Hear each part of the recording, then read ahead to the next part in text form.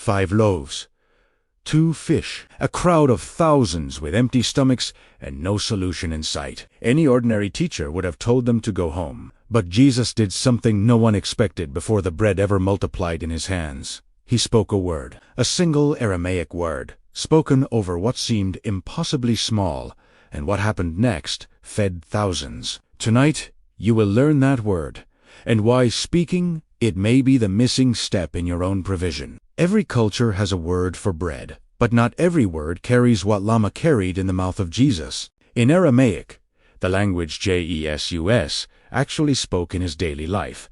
Lamsa meant far more than a baked loaf. It meant sustenance itself, everything that keeps a body, a household, and a soul alive from one day to the next. When Jesus taught his followers to pray, "Give us this day our daily Lamsa," he was not asking for a single meal. He was teaching them to ask for the entire current of provision that flows through a life. This is the part almost no one is told in church. Jesus did not speak Hebrew in the marketplace, nor Greek in the villages. He spoke Aramaic, a language ancient teachers believed carried more than definition. It carried vibration, intention, and a kind of living energy inside the sound itself. To speak Lamsa the way Jesus spoke, it was not simply to name bread. It was to activate something, the same way a tuning fork activates a frequency already present in the room. Say it slowly with me. Lakma. Feel where the sound lands low, grounded, almost like the word itself has weight, the way bread itself has weight in the hand. Ancient teachers believed that pronouncing sacred Aramaic words with this kind of intention could reach back into the body and remind it of something older than scarcity, older than fear about money. Something written into your original design, before the world ever taught you to believe there was not enough. Think about how often the fear of not enough has knocked on your door. The bill that arrived before the paycheck did, the account balance you were afraid to check, the provision that seemed to be running out just when you needed it most. This is exactly the scene the disciples faced on that hillside. Thousands of hungry people, and only 5 loaves between them. And Jesus did not panic. He did not calculate the impossibility out loud. In the Gospel of John, chapter 6, we read how he took what little there was, gave thanks, and it multiplied in his hands until everyone was fed, with baskets left over. That word, that frequency of Lamsa, is not locked in the past. In the chapters ahead, you are going to learn exactly how this same word can be spoken over your own not enough, your own bills, your own bank account, your own hillside of impossible math. Notice, too, that Jesus never asked the crowd to prove their need before he would act. He did not require them to explain how they had ended up hungry or to justify why there was not enough food prepared in advance. He simply met the need as it was. In the moment, it was present, with what little had already been gathered. This is worth remembering the next time shame about money tries to enter your prayers. Jesus never asked for an explanation of lack before offering Lamsa. He only asked that what was present be brought forward and blessed. There is a detail in the feeding of the multitude that most people rush past without noticing. Before Jesus multiplied anything, he gave thanks for what was already present. 5 loaves, 2 fish, nothing more. He did not pray for the miracle to arrive first. He blessed the small, seemingly insufficient thing already in his hands, and the multiplication followed the blessing, not the other way around. This ordering matters enormously if you are someone who has been praying only for the miracle to appear before you can feel any peace about money. Jesus modeled something different. Gratitude and Lamsa spoken first over what little exists right now before evidence of increase has shown up anywhere. This is not positive thinking. This is a spiritual pattern repeated throughout his entire ministry.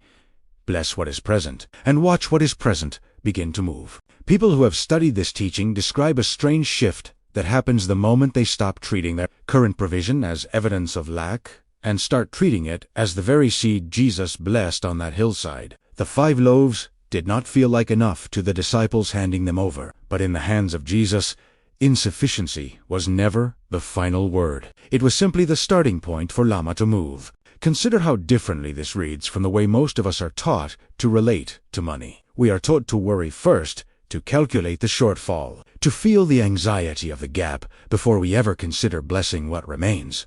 Jesus reversed that entire sequence. He looked at scarcity directly, without flinching, and responded not with panic but with gratitude. A decision that seems small until you realize it is the exact hinge point where the miracle began. The blessing did not happen because the loaves were sufficient. It happened because Jesus treated them as sufficient before the evidence agreed with him. This is the pattern worth carrying into your own relationship with Lamsa. Provision rarely announces itself loudly in advance. It arrives quietly, often disguised as something too small to matter, waiting for someone to recognize it, bless it, and release it rather than clutch it out of fear. If this teaching already feels this deep, imagine having a full guide with deeper explanations of JESUS's true teachings in Aramaic. You'll find the link to the study guide in the comments. But there is something even more surprising hidden in this story. Something about who Jesus asked to distribute the bread once it multiplied, and what that detail reveals about how provision is meant to move through your own hands as well. And the best is yet to come. In the next chapters, you'll discover what could change everything for you. Before we continue, take a breath with me, and if you're willing, speak these words quietly. As your own, Abba, I bring you what is in my hands right now, even if it feels small, even if it feels like not enough. I ask for Lamsa, not just bread, but the full current of your provision, flowing into every empty place in my life. Multiply what I already have, the way you multiplied the loaves, and let me trust you with what remains unseen. Notice that Jesus did not ask the disciples to first go find more bread somewhere else. He worked with exactly what was already present. This is one of the most overlooked truths in the entire gospel record. Provision, in the hands of Jesus, rarely arrives as something entirely new. It arrives as multiplication of what is already there, once it has been blessed and released, rather than gripped in fear. This is where so many people quietly sabotage their own provision without realizing it. They hold their 5 loaves so tightly, so anxiously, that there is no room left for Lamsa to move through them. Jesus showed a different way. Hands open, gratitude spoken first, and the small thing given away before the increase was ever visible. The multiplication happened in the moment of release, not in the moment of holding on. Say Lamsa again now. Lakma. I noticed how different it feels from the tight, anxious energy of checking a bank balance out of fear. This word was never meant to be spoken from scarcity. It was meant to be spoken from trust, the same trust Jesus carried when he looked at 5 loaves and called it enough to begin with. There is a quiet courage required to bless what feels insufficient rather than to hide it, apologize for it, or pretend it is more than it is. Jesus never inflated the 5 loaves into something they were not. He simply refused to let their smallness disqualify them from being used. This is perhaps the most practical part of this entire teaching.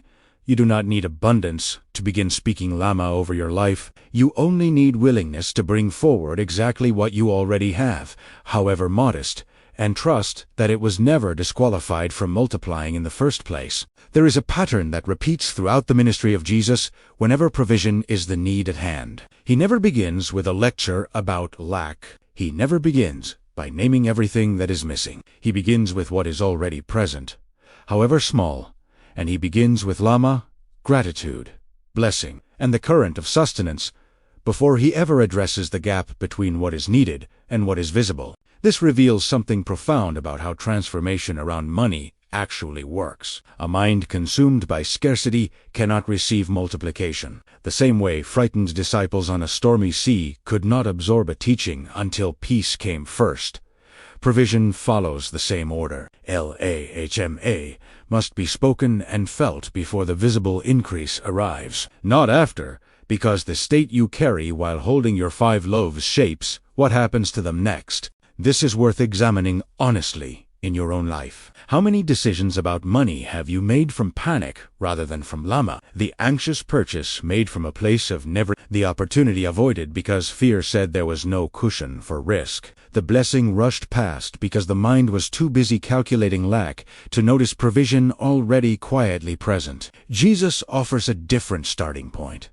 Not denial of the empty parts of the basket, but full attention given to what is already there. It is worth noticing, too, that Jesus never shamed the disciples for arriving with so little. He did not ask why they had not planned better, or why the crowd had followed him so far without provisions of their own. There was no lecture about responsibility before the miracle was allowed to happen. This detail matters, because so many of us withhold Lama from ourselves through believing we must first prove we have managed money wisely before we are permitted to receive provision. Jesus modeled something far more freeing.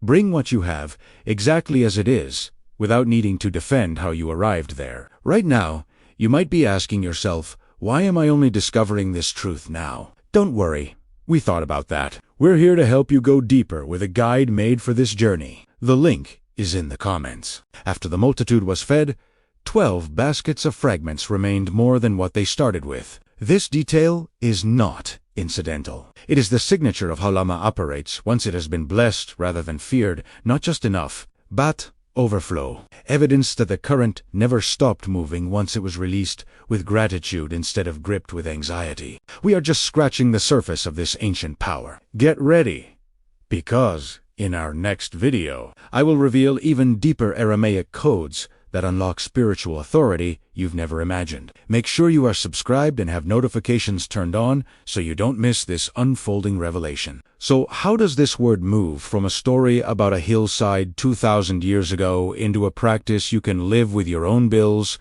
your own bank account, your own daily needs? It begins with understanding that Lama was never meant to remain locked inside that miracle. It was meant to travel through every generation willing to speak it with the same trust. The disciples were asked to carry when they handed over the only 5 loaves they had. Your provision may not look the way you want it to look right now. The bank account, the invoice still unpaid, the uncertainty about next month. None of that is imaginary. And this teaching does not ask you to pretend otherwise. But neither were the 5 loaves enough on their own. Not by any ordinary math. Jesus never denied the smallness of what was in front of him. He simply refused to let smallness have the final word. And that refusal began the same way. It always begins with a word spoken with intention, spoken as though the increase were already moving. This is not about ignoring your circumstances. It is about giving your circumstances a word older and steadier than fear. A word that remembers provision was always meant to flow, not to be hoarded out of anxiety. Lahma lakma, bread, sustenance, the current of daily provision. Let it settle into your hands the way it settled into that basket, multiplying quietly the moment it was released instead of gripped. Consider, for a moment, everything currently in your hands that you have overlooked simply because it did not resemble the abundance you were hoping for. A steady paycheck you have taken for granted. A small skill you have never thought to offer. A door that opened quietly months ago and that you walked past without noticing. Elehashema, spoken with intention, has a way of illuminating exactly these overlooked places, not by manufacturing something from nothing, but by revealing what was already present and inviting it to multiply. Transformation Protocol. Here is your practice. Starting today, each morning, before you check any account balance or open any bill, hold your open hands in front of you, even if they are empty, and speak Lama 3 times slowly, out loud if you can. Not as a wheeze, but as a blessing over whatever provision is already present in your life today. However small it may seem, then, whenever fear about money rises unexpectedly, an unpaid bill, a tight month, an anxious thought about tomorrow, return to this same word before you make any decision from panic. Lama first, spoken with open hands. Gratitude before evidence. This is not a one-time prayer to be spoken and forgotten. It is a daily return to the same current Jesus himself, blessed on that hillside, until trust becomes less like something you have to remember and more like something you simply carry. Just a quick reminder that transformation guides for a fuller life are waiting for you, right there in the comments. Before you leave, if this message touched your heart or brought new understanding into your life, WRITE, the word restoration, in the comments below. Your testimony may encourage someone else who is seeking healing and renewal. Thank you for sharing this moment of ancient wisdom with us. Until the next revelation, walk in peace, walk in freedom, and walk in the power of Be Open.